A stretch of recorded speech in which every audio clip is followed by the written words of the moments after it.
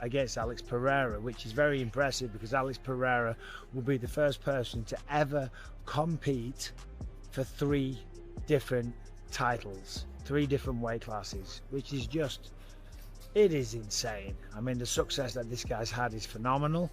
But Pereira should win this one, I think. Chewing up the leg, landing shots upstairs afterwards. And this is a wicked fight. Winner will take on Tom Aspinall for the belt. And that's an amazing future fight as well. Gane on Proton, bro. I think it'll be a fun fight. I think Gane shoots on Proton, though. A lot of people think it's just going to be kickboxing, but I think Gane might try and switch it up for him. Like how Francis Ngannou did to Gane. Tripped him out. Confused him a little, you know?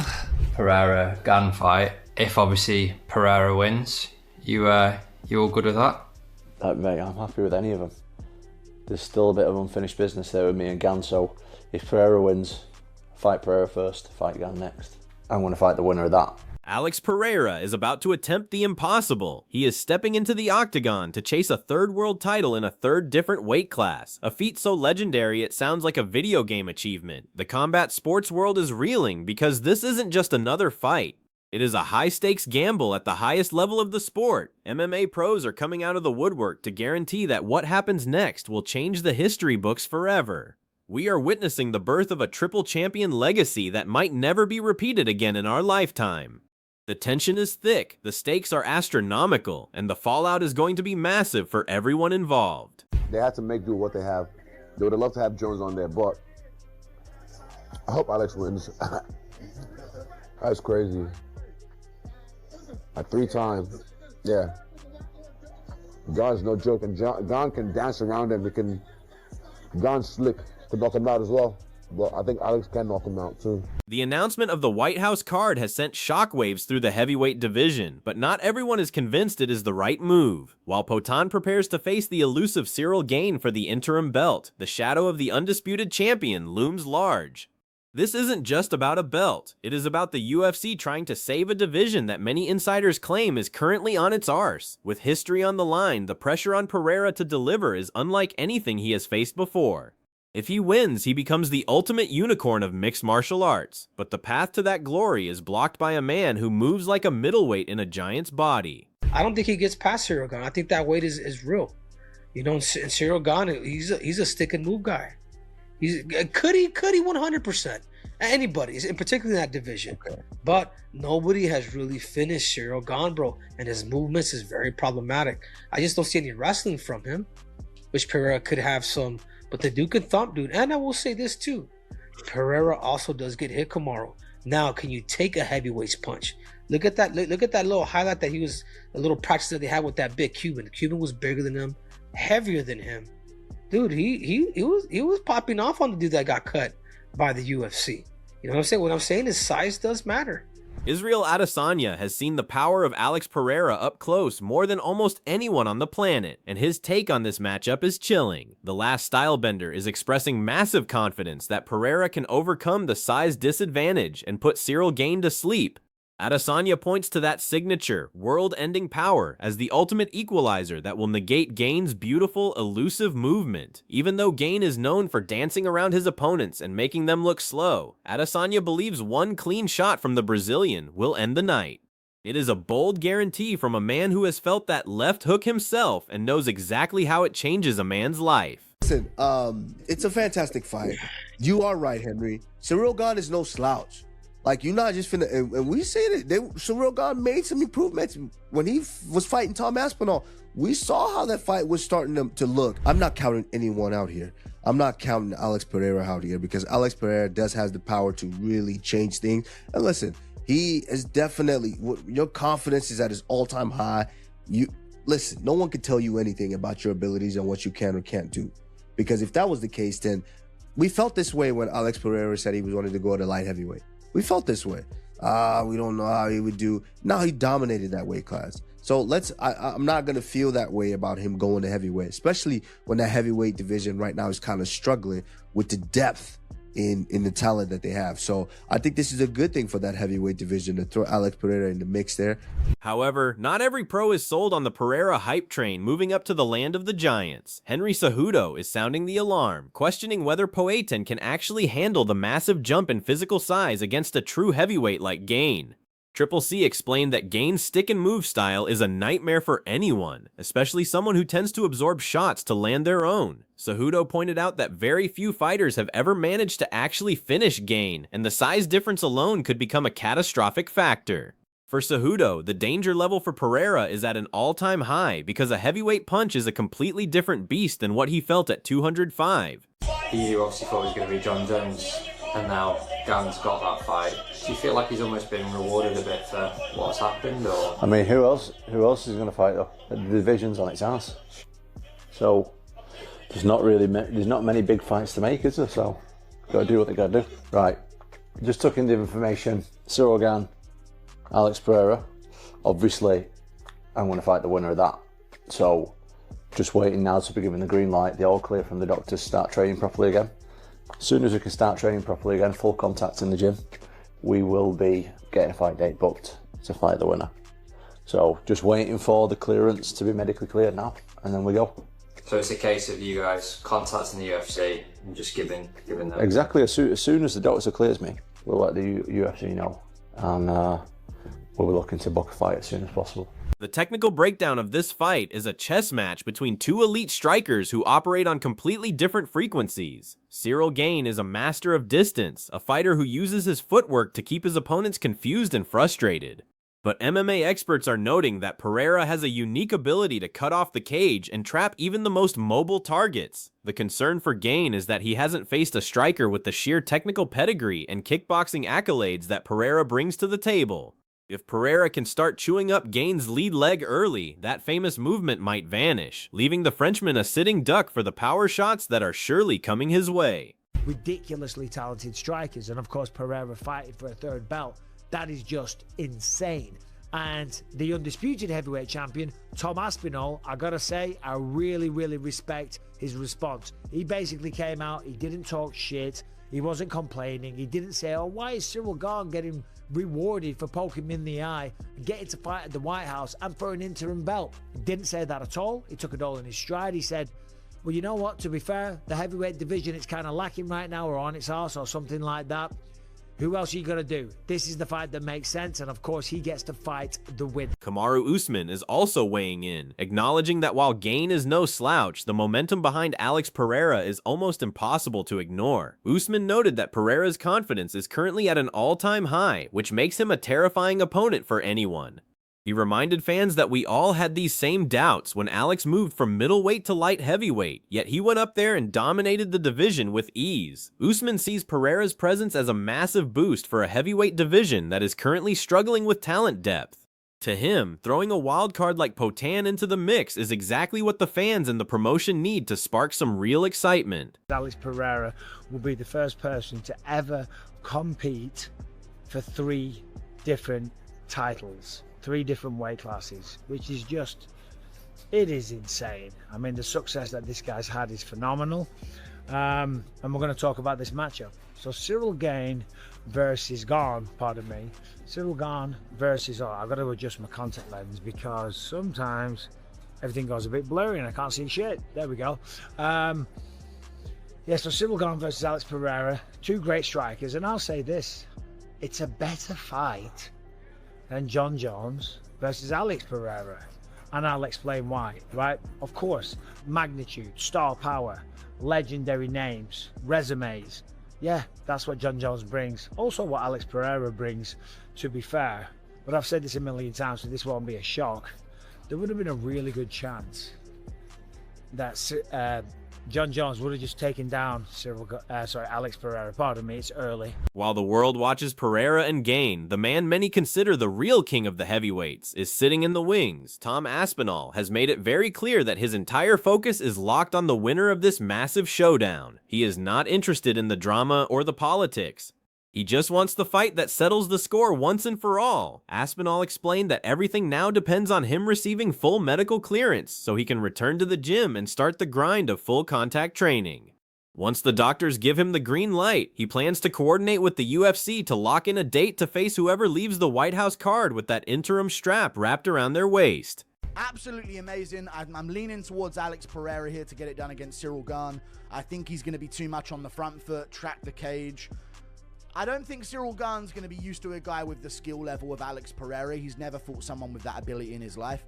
And Volkov has good technical ability on the feet, and he beat Ciryl Gane in their last fight and did very well on the feet against him as well.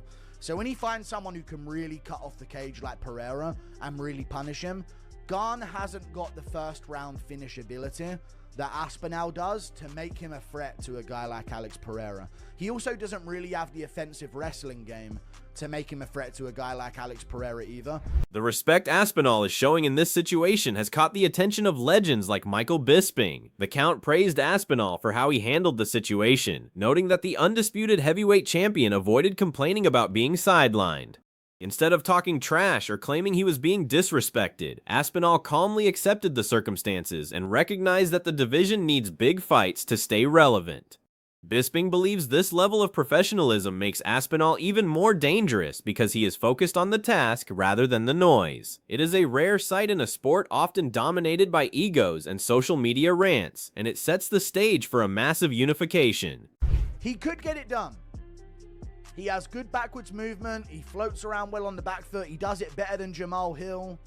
If we're being honest, Gane is one of the rare heavyweights that actually really does have a good technical base for the heavyweight division. He just lacks that KO power and lacks that ability to just nuke someone in the first 2 minutes. He's never really been able to do it throughout his entire career. And I would, off the top of my head, I can't think of a time that Gane has got a first 2 minute of the fight finish like a guy like Aspinall or Ngannou has. But Pereira should win this one, I think. Chewing up the leg, landing shots upstairs afterwards. And this is a wicked fight. Winner will take on Tom Aspinall for the belt. And that's an amazing future fight as well. Bisping also dropped a bombshell by suggesting that Pereira versus Gane is actually a better stylistic fight than Pereira versus Jon Jones would have been. While Jones brings legendary star power and a resume that is unmatched, Bisping argues that the matchup would likely have turned into a wrestling clinic. Jones would have used his grappling to neutralize Pereira's striking, potentially making for a one-sided affair. But with Gane, we get a clash of two high-level strikers who are willing to stand and trade. It is a purist's dream and a fight that guarantees fireworks from the opening bell, which is exactly why the hype for this specific matchup is reaching a fever pitch. I feel like they missed the mark not only with adding Ciryl Gane, and that feels like a last-minute replacement to me, but the fact that they are diminishing the ability for Alex Pereira to win a true, undisputed third belt in the UFC. If he wins that belt, he's only an interim, so it's like winning 2.5 belts because it's not truly the undisputed. And to me, it felt like the biggest thing they could have done on the White House card. Look, forget Conor McGregor. Let's just take him off the board. If they would have put Ilya and Islam together, you'd have somebody going for triple belt status. And then you also have Alex Pereira going up to fight Jon Jones, triple belt status. Those could potentially be undisputed. We could figure out a way. But to me, this feels like a big letdown because, look, I'm not mad at the main event. I want Justin Gaethje to get his fair shot. And I think it's good that Ilya Topuria defends his belt before he moves up. But when you're talking about how they sold this fight and how they've been promising all this stuff, it felt like they were going to have to bring, you know, I'm going to date myself a little bit. They were going to bring Rumble Johnson back from the dead to fight on this card, you know? Yeah, Rumble versus Kimbo Slice. I mean, that's the way that they were talking about it. But there is a darker side to this story that involves the man who was supposed to headline the biggest cards of the year. Jon Jones has been noticeably absent, and the rumors are starting to get ugly. Some insiders believe the UFC missed the mark by not including Jones on the White House card, especially given his legacy. The fact that the promotion opted for an interim title fight instead of an undisputed defense has left many fans feeling like they were sold a bill of goods. It feels like a last-minute replacement to some, a way to keep the wheels turning while the real champion sits on the sidelines dealing with issues that the public is only just starting to understand. The financial aspect of this drama is where things get truly complicated. Ariel Helwani has pointed out that a fighter of Jon Jones' stature has every reason to be frustrated with the current state of pay. In a market where some fighters are commanding massive paydays for crossover events, Jones believes he is worth at least $30 million. When you look at his drawing power and his decade-long dominance, it is hard to argue with his logic. If the ceiling for a star like Conor McGregor is $75 million, then Jones feels that his resume justifies a massive jump in his current earnings. He knows his worth, and he is clearly not willing to settle for less. In my opinion, Jon Jones is worth $30 million. If Conor Benn, with all due respect, is getting 15 to fight Regis Prograis in a catchweight fight, Jon Jones is worth 30, and Conor McGregor is worth 75. If that's the market value now, if that's the ceiling, then them dudes are worth a hell of a lot now, and because of everything they did over the past 10 years or so. Like, Conor Benn, Jon Jones ain't the same as far as drawing power, I'm sorry, and as far as resumes. So what they've done now is, that's the new number. Because all these fighters, the top ones, are saying, wait a second, and they're saying, yeah, you can have that number too. But the problem is, this pay dispute is creating a massive ripple effect throughout the entire roster. Top stars understand their influence, and they are no longer willing to accept offers that they feel undervalue their impact on the sport's revenue. Helwani noted that these fighters are not fools. They see the numbers coming in and they know exactly how much they bring to the table. When the UFC tries to lowball a legend like Jones, it sends a message to everyone else that their legacy might not be enough to secure the bag they deserve. This standoff is about more than just one fight. It is about the future of how the biggest names in MMA are compensated for their risks. so I think they took these guys for fools or something like that. Because I can guarantee you they're going to come with that number to Conor McGregor and he's going to be like, what? Are you kidding? I could almost tell, I'm not even in the meeting and I can tell you this is going to happen. I mean, I think Conor Benn himself would agree with me. Would he not? Just in terms of what they've done and who they are and their track record and drawing power. Tom Aspinall himself expressed surprise at the financial rumors, wondering why the UFC wouldn't just pay the man what he is worth. He noted that athletes who have spent years headlining major events and driving the sport's growth should be properly rewarded at the end of their careers. For Aspinall, it is hard to comprehend why a $30 million offer would be on the table one day and gone the next. He believes that guys like Jones and McGregor are the ones who built the house, and they should be getting the biggest rooms. It is a refreshing take from a younger fighter who recognizes that the giants who came before him paved the way for his own success. Wow. Well, my reaction to that, and this is going to probably be crazy to a lot of people listening, but why is the UFC not giving Jon the respect he deserves financially? That's crazy to me. Well, if anyone should be getting paid a lot in this sport, it should be Jon Jones for the stuff that he's done, and that's me. That's me saying that. Yeah. After the history that I've had with Jon Jones. Are you surprised they're not giving it to him? Well, they offered him 30 million to fight me, so why have they not offered it again? I don't understand. And you're probably a $25 million fighter.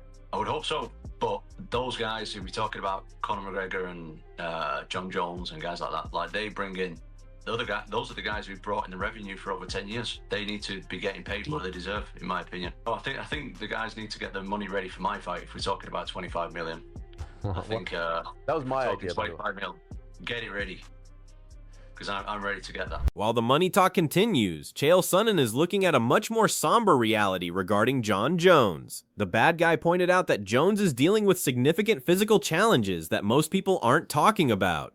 At 37 or 38 years old, the years of combat have taken a massive toll on his body. Sonnen mentioned reports of arthritis and hip problems that make it difficult for Jones to compete at the level he once did. It is a tough spot for a legend who wants to go out on top but finds his own body betraying him. If these physical issues are as bad as rumored, the financial demands might just be a smokescreen for a deeper struggle.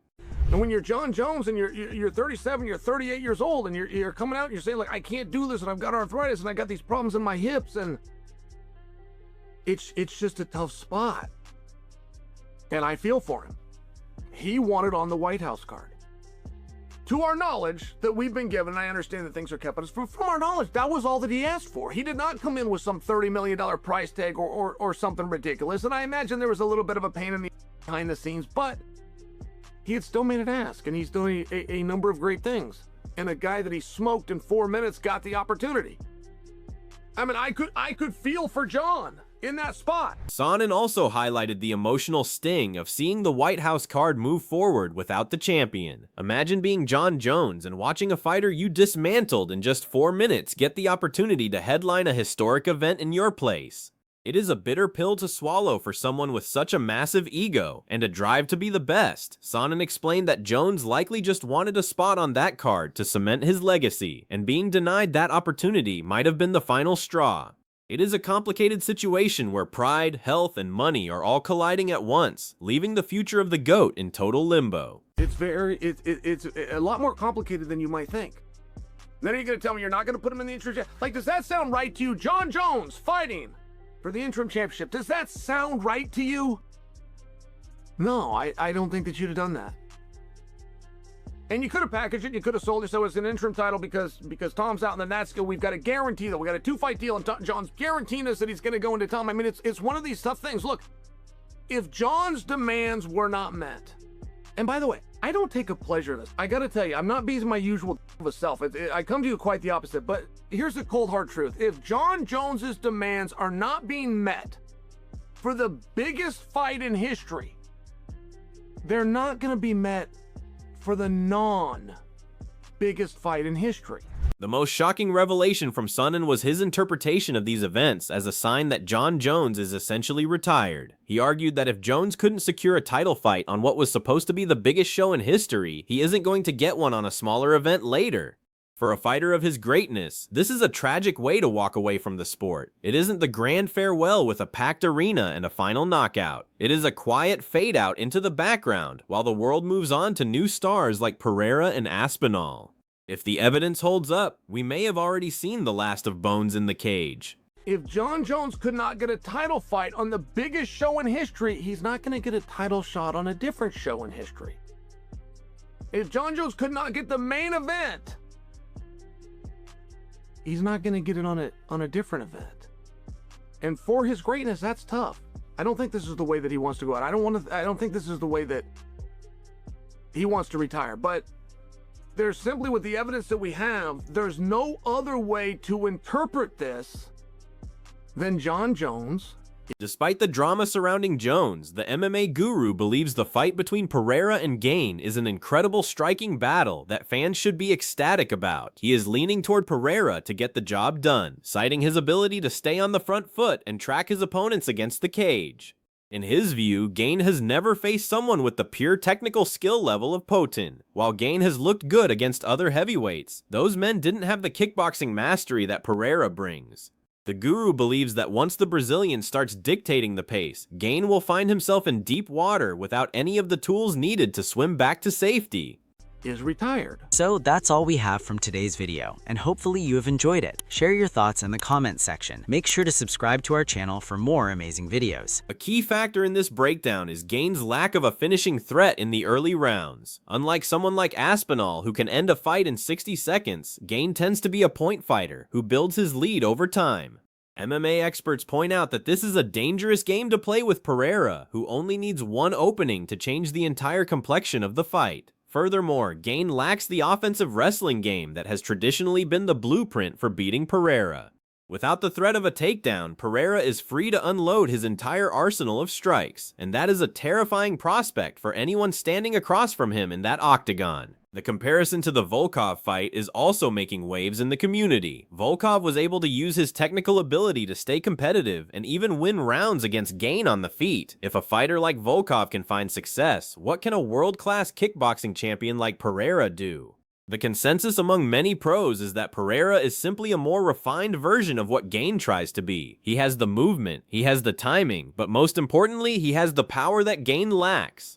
If this turns into a pure technical striking match, the odds start to tilt heavily in favor of the man from Brazil making history yet again. However, Nick Barnhill argues that the UFC missed a massive opportunity to make this night truly historic. He believes that by making this an interim title fight, they diminished Pereira's potential achievement.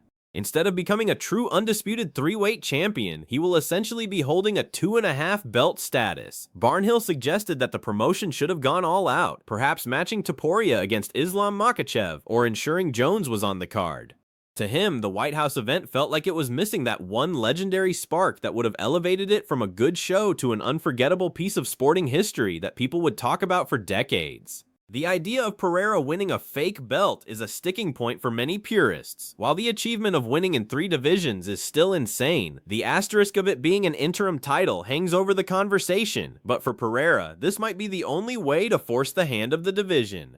If he holds the interim strap, the UFC almost has to make the Aspinall fight, or strip Jones if he refuses to return. It is a tactical move that puts the Brazilian in the driver's seat of the heavyweight narrative. Whether it is undisputed or not, the world will recognize him as a man who conquered 3 different realms of the fight world. As the date for the White House card approaches, the tension is reaching a breaking point. We are looking at a collision between the old guard and the new era, between legacy and the future. Ciryl Gane has the chance to prove he is more than just a gatekeeper for the elite, while Alex Pereira is chasing a level of greatness that very few human beings have ever even dreamed of. The stakes couldn't be higher, and the guarantees from the pros are split down the middle. This is the kind of drama that makes mixed martial arts the most unpredictable and exciting sport in the world, and we are just days away from seeing it all unfold. Ultimately, the fallout from Pereira versus Gane will redefine the heavyweight landscape forever. If Poatan secures the finish, he becomes the biggest star in the sport and sets up a mega fight with Tom Aspinall that could sell out any stadium in the world. If Gane wins, he finally silences the doubters and reclaims his spot at the top of the mountain. And in the background, the mystery of Jon Jones continues to haunt the division, a ghost of a champion whose time may have finally run out. One thing is certain, after the White House card is over, the UFC will never be the same again, and a new king will be crowned.